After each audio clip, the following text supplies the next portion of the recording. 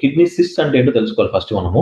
So, మనకి కిడ్నీలో చిన్న చిన్న బుడగల్లాగా ఏర్పడుతూ ఉంటాయి. వీటిని సిస్ట్ అంటాం అనమాట. ఆర్ లేదంటే మీకు వాడుక భాషలో చెప్పాలంటే నీటి సంచుల్లాగా అనుకోవచ్చు. ఇవి క్యాన్సర్ గడ్డలు కాదు. కానీ క్యాన్సర్ గడ్డలుగా మారే అవకాశం ఉండే ఛాన్స్ ఉంటుందన్నమాట.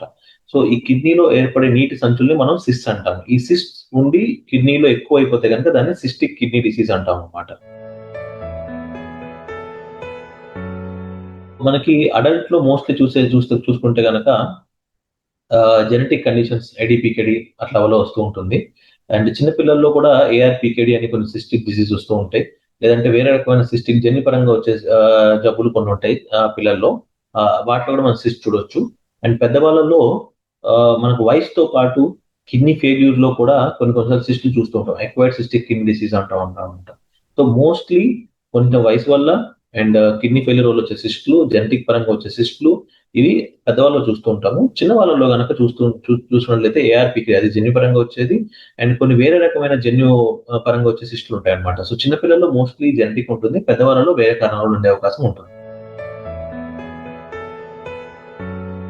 పీకేడీ లేకపోతే సిస్టిక్ కిడ్నీ డిసీజ్‌లో ఉండే లక్షణాలు మనం మాట్లాడుకున్నట్లయితే గనక సిస్ట్ ఉన్నప్పుడు ఏమవుతుందంటే ఈ కిడ్నీ సైజ్ బాగా పెరిగిపోయి ఈ కిడ్నీ పైన ఒక పొరలాగా ఉంటుంది. క్యాప్సూల్ అంటామన్నమాట. ఆ క్యాప్సూల్‌ని స్ట్రెచ్ చేసినప్పుడు మనకి ఇందాక కిడ్నీలో వాపు ఉన్నప్పుడు మనం మాట్లాడుకున్న సింప్టమ్సే ఇక్కడ ఎక్కువ కనిపిస్తూ ఉంటాయన్నమాట.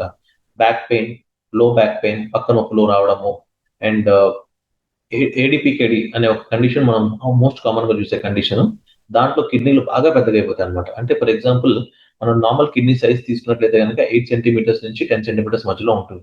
వీళ్ళకి 20 సెంటీమీటర్స్, 18 సెంటీమీటర్స్ అలా ఉంటుందన్నమాట. కిడ్నీ బాగా పెద్దగా అయిపోవడం వల్ల పొట్ట బాగా ఉబ్బరం అయిపోవడము, పొట్ట బాగా పెద్దగా కనిపించడము ఇవన్నీ జరుగుతూ ఉంటాయన్నమాట. సో, ఈ కిడ్నీ సిస్ట్ సైజ్ పెరిగే కొద్దీ ఆ సిస్ట్‌లు ఎక్కువయ్యే కొద్దీ ఏమవుతుందంటే ఈ నార్మల్ కిడ్నీ పైన ప్రెషర్ పెట్టేసి బాగా కిడ్నీ యొక్క పనితీరుని దెబ్బతీస్తూ ఉంటుంది.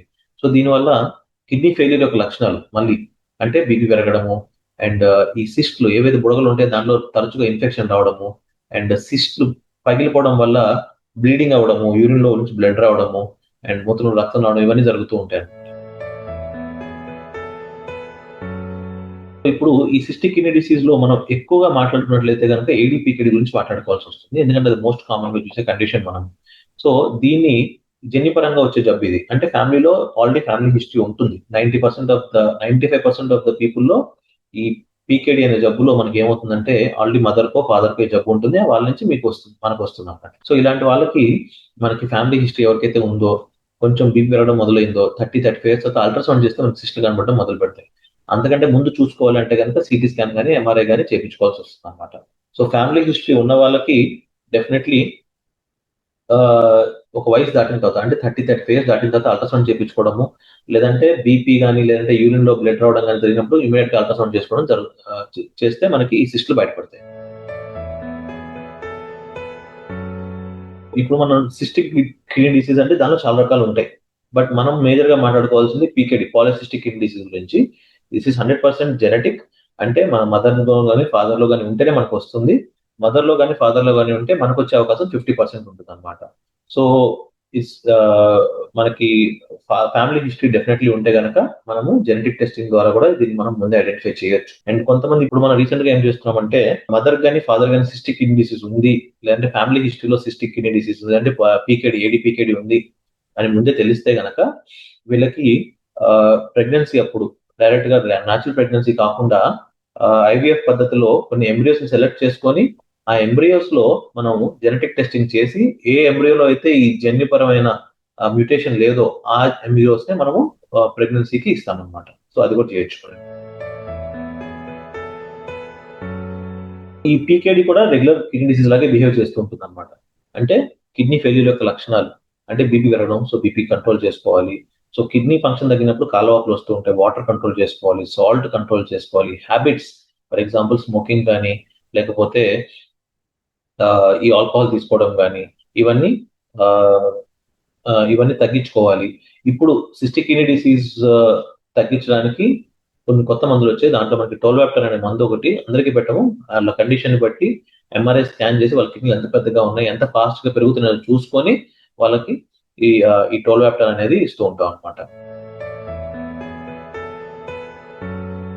ఖచ్చితంగా. ఎందుకంటే ఇప్పుడు మనకి ట్రీట్మెంట్ ఉన్నా లేకపోయినా ఏడీపీకేడీ అనేది చాలా స్లోలీ ప్రోగ్రెసివ్ డిసీజ్. అంటే చాలా స్లోగా పెరుగుతుందనమాట. మనకి సిస్ట్‌లు మొదలయ్యేటప్పటికి 30 ఏళ్ళు.